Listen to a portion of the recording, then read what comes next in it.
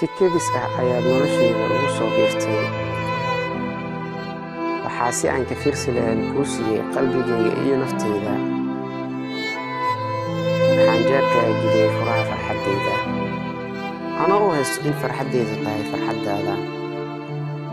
Kalsooni ayaan ku siiyey, balse kalsoonidaasi ayaa ugu qiyaantay. Dhib ma lahan, hadda waxaa ii fiican in aan ku iloobo inta aan ku xusuusan lahaa kadibna aan murugoon lahaa. qalbigayga wuu jabay, balse cod ma samayn ee waxa uu sameeyey xanuun aad u daran.